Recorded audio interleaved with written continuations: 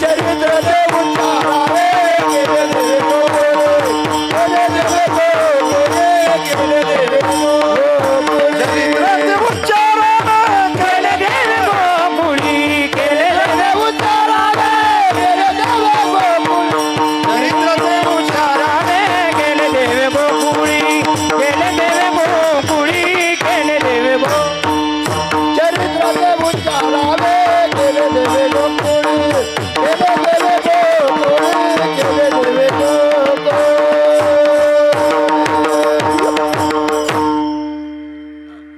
काल्याचं कीर्तन म्हटलं का अभंगाचा भावार्थ बघून काल्याच्या कीर्तनाला नियम आहे चरित्र ते उच्चार केले देवे गोकुळी गोकुळ काल्याच्या कीर्तनामध्ये भगवंताच्या चरित्राचा उच्चार व्हायला पाहिजे झाला पाहिजे.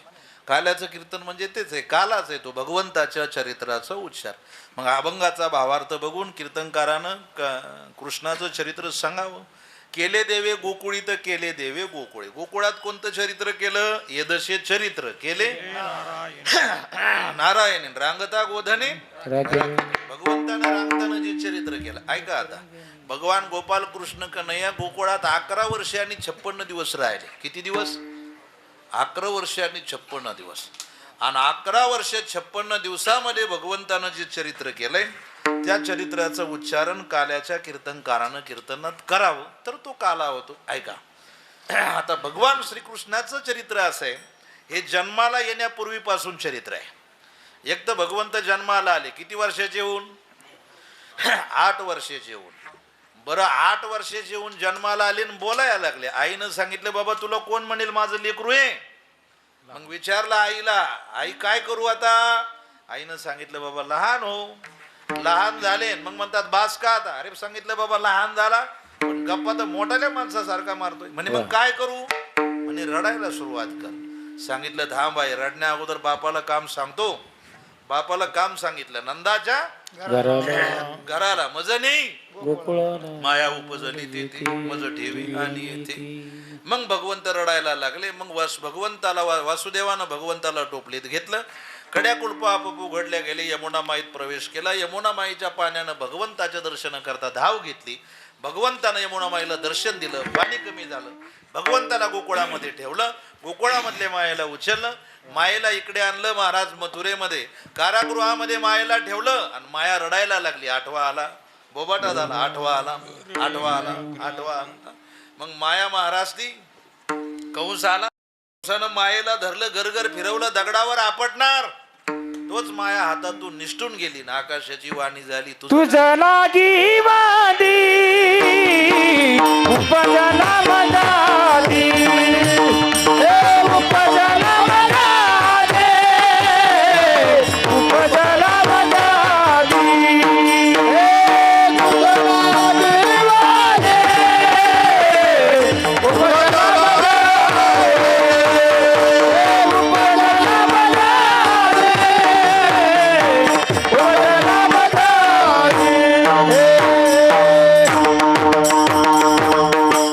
तुझं लागी वादी उपजला तुला मारणारा गोकुळामध्ये वाढत आहे. मग कृष्ण गोकुळी जन्मला. दृष्टाचळ काप सुटला. भगवंताला मारण्याची नियोजन चालू झाले.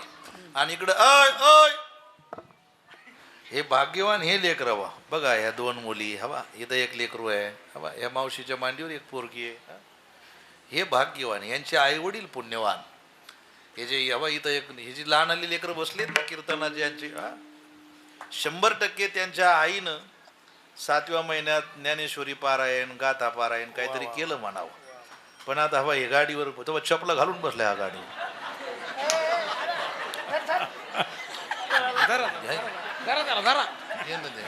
धार धार त्याला धार.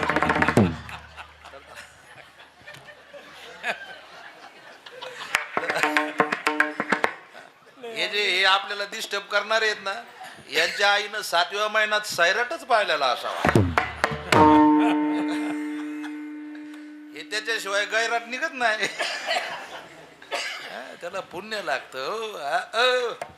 भागवतामध्ये श्लोक आहे, भाग्योदयन बहुजन्म समर्जिते ना. ती पोरगी बघा ना किती गोंड असे ती बसलेली. तुमची नाते कायची तिनं कीर्तन चालू झाल्यापासून डिस्टर्ब केलं नाही अजून. तुम्हाला सुद्धा त्रास दिला नाही ना. मुलाची का मुलीची आहे? हा, मुलाची. नाही खरं पोरगी बघा. आता ह्या तरी दोघी इथं पिटीच वाजी ती म्हणा. हे कीर्तन माळ आहे का? आहे, आहे. हा? ती वा महाराज आहे. हा, गोड आहे.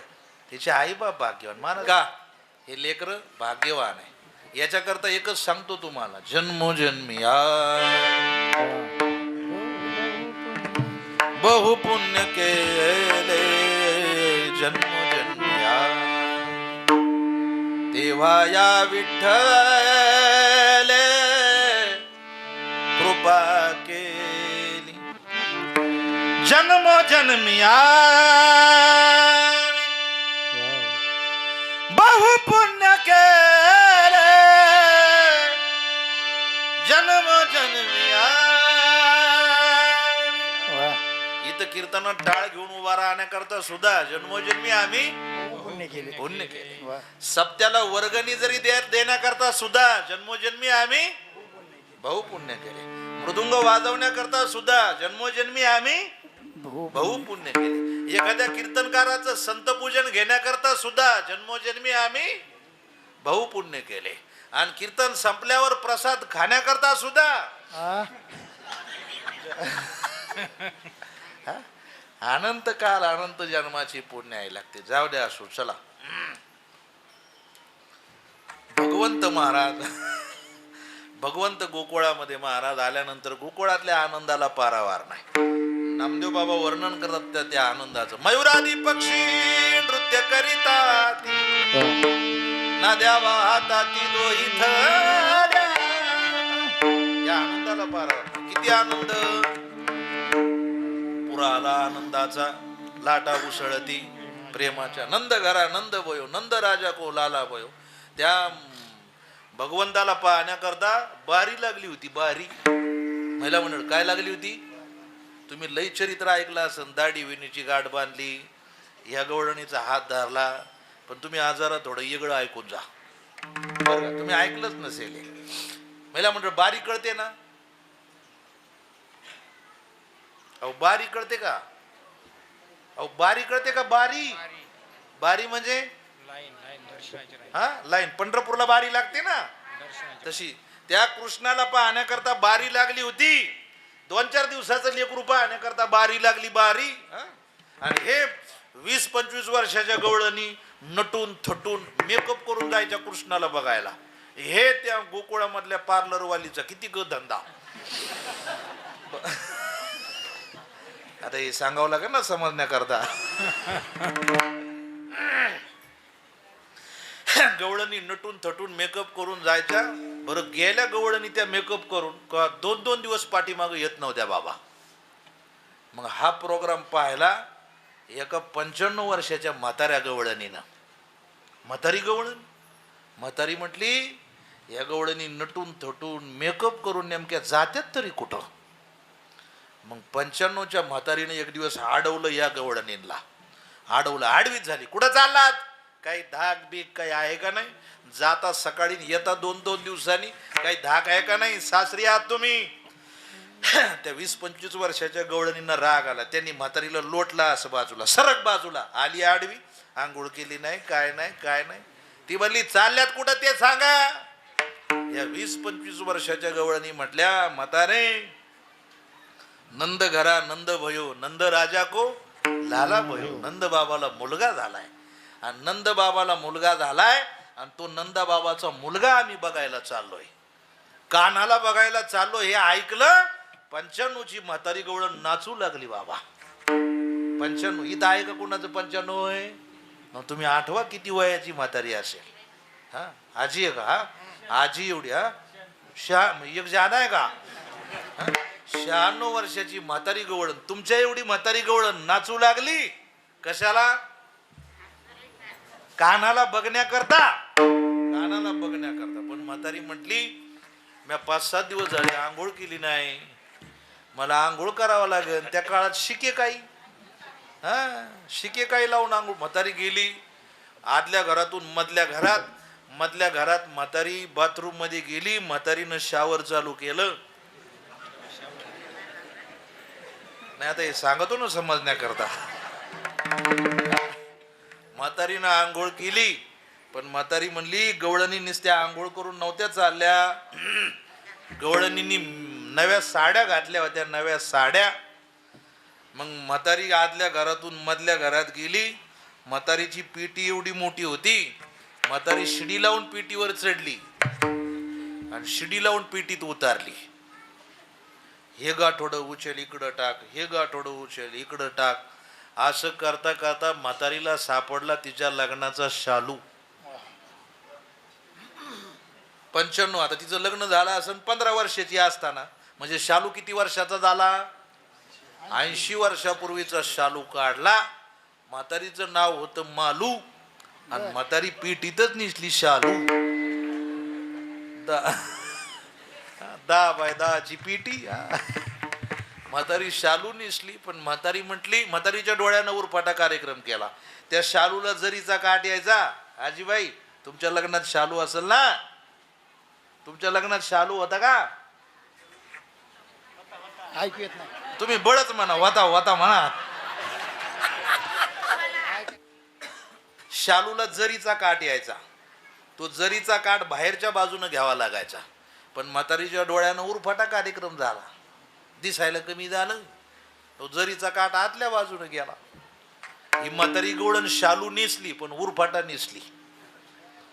आता ही म्हातारी गवळण निघाली, पण तेवढ्या ती म्हटली, या 20-25 वर्षाच्या गवळणी कानाला बघायला गेल्या, पण यांनीच त्या साड्या घालून नव्हत्या गेल्या, यांनी मेकअप केलता. मेकअप.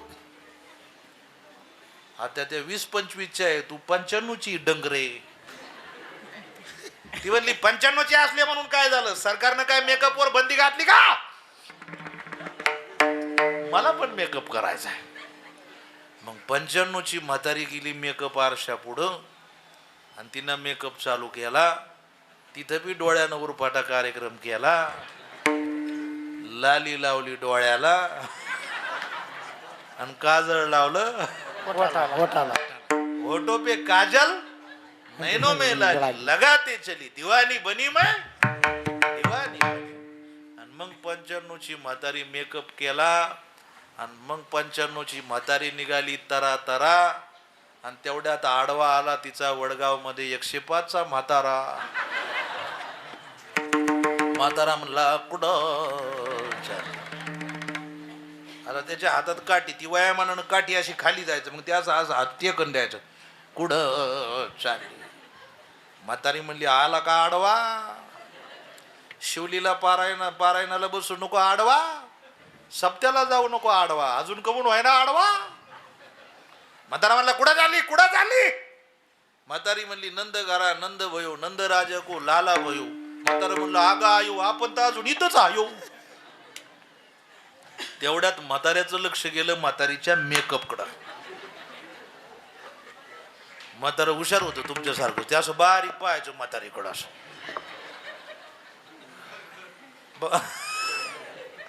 आता म्हातारी बी म्हाताऱ्याकडे बघायला लागली. म्हातारीला वाटलं म्हाताऱ्याला माझा मेकअप, हा एवढं नाही सांगावं लागायचं तुम्हाला. तेवढ्यात म्हाताऱ्यानं धरला म्हातारीचा हात. म्हातारी म्हणली, सोड. काय म्हणतील वडगाव मधले पोरं, हाताला धरलं या, सोड म्हणे. मग म्हणे, तुझी काठी माझी, दोघं अशी तरणी ताठी. काका, 95 वर्षाची म्हातारी गवळण आणि 105 वर्षाचा म्हातारा गवळी 48 तास उभा होते कुणाला पाहण्याकरता? देव. बरं, एवढं गोर गोमट होतं कधी नाही, पण सावळे परब्रह्म राजस सुकुमार मदनाचा. भगवंताला बघितल्याबरोबर चंद्र सूर्य तारे लोपल्या जावे. महाराज असं नाना प्रकारे मग भगवंत महाराज हळूहळू रांगू लागले. रांगत रंगली चोरी तलू धावणी धरती गवळण. भगवंत मग रांगता रांगता भगवंत हळूहळू महाराज चालू लागले. मग सर्व सवंगडी भेटली, पेंड्या वाकड्या सुदाम्या बोबड्या, सर्व सवंगडी एकत्रित केली आणि सर्व सवंगडी एकत्रित करून भगवंतानं जी लीला केली. पाहती गवळणी पालती दुधानी, म्हणती नंदाची या पोरे, आजी चोरी गेली खरे, तये विन नासी नव्हे दुसऱ्या आयसी, सवे तू कया मेला त्याने आगुना आणि याच्यात सगळं भगवंताच्या लीला आहेत. नाना प्रकारच्या लीला झाल्यानंतर यशोदेकडे गाराने आले. यशोदे कृष्णाला सांगावे गोकुळी राहावे का जावे. बस बाबा आता भरपूर झालं. पण महाराज यशोदेनं सांगावं बाबा उद्यापासून आता तुम्ही शाळेत जायचंय. शाळा कोणती? चला वळू गाई पैसू जेऊ एक आहे. उद्या जाई राहणार सवे घेऊन गोदाना. मग सर्व सवंगडी महाराज घेऊन भगवंत वळत्या हाणायचे. पण भगवंतानं त्या वळत्या हाणताना गाया वळताना सर्वात महत्वाची लीला केली ती बासरी वाजवण्याची. भगवंतानं त्या बालवयामध्ये बासरी अशी वाजवावी मनमोहक. ती बासरी अशी वाजवावी बघा. मुरलीवर माझा जीव जडे हरीच्या मुरलीवरी जीव जडे कसली जीवाला फूल पडे कसली जीवाला फूल पडे. बोलू राम राम राम बोलू श्याम श्याम श्याम त्याची हरीवरी प्रीत जडे कसली जीवाला फूल पडे कसली जीवाला फूल पडे. भगवंताची बासरी ऐकल्यानंतर अजून एक लीला सांगू का तुम्हाला? जरा गावठी थोडी सांगू का? देवा तुझ्या मुरलीच्या पायी रे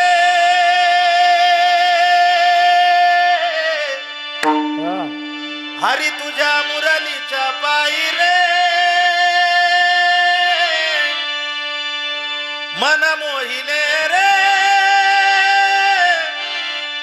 मन मोहिले रे गाईची वास रे म्हशीला सोडले म्हशीची वास रे गाईला सोडले बैलाची धार कशी काढू रे.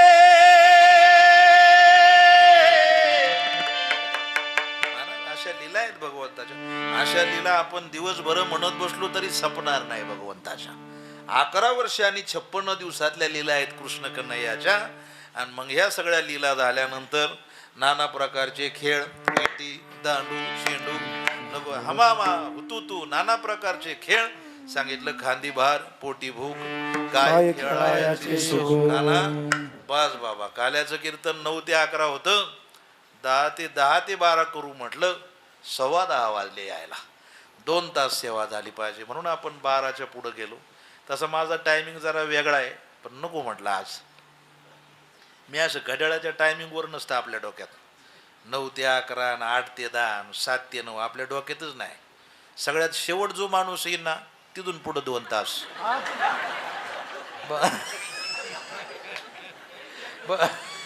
शेवटच्याला सेवा भेटली पाहिजे ना 2 तास.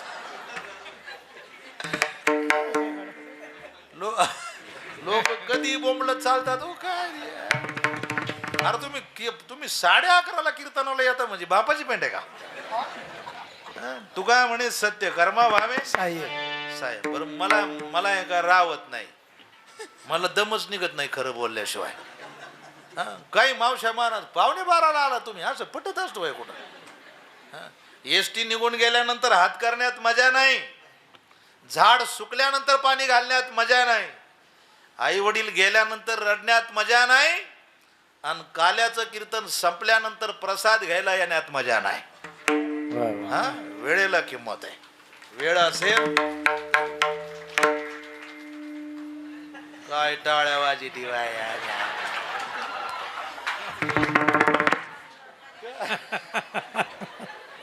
जाऊ द्या खरं सांगा तुम्हाला या टाळ्या वाजवणं पटलं का? आतापर्यंत केलेला भोंग्या झाला सगळा आपला. टाळी वाजायची तर अशी मनापासून आवली अशी अशी कान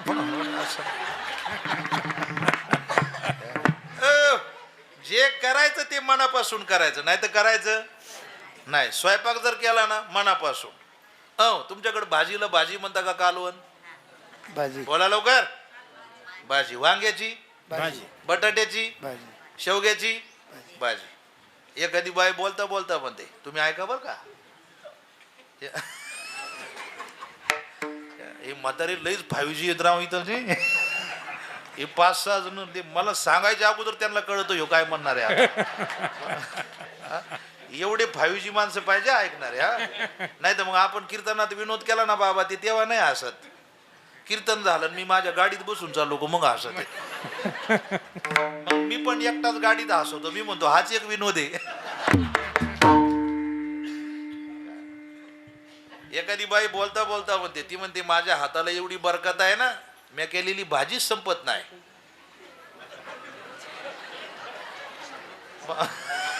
हा, खातच नाही कोणी, संपत कशी?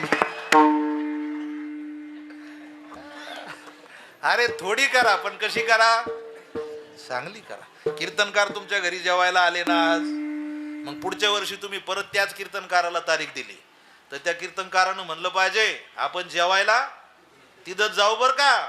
पुढच्या वर्षी आम्ही म्हणलं नाही पाहिजे मी जेवून येतो.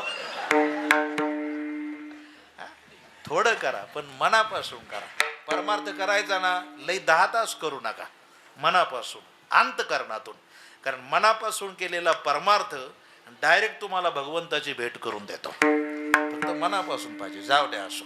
म्हणून भूक लागली, कानाला सांगितलं काना बस बाबा आता भूक लागली, खांदी भार पोटी भूक काय खेळायचं. कानानं सांगितलं जा आपापल्या शिदोऱ्या घेऊन या. मग सगळेजण शिदोऱ्या अन्न करता जाता. तुका म्हणे हरी माझे कुणी नाही घरी.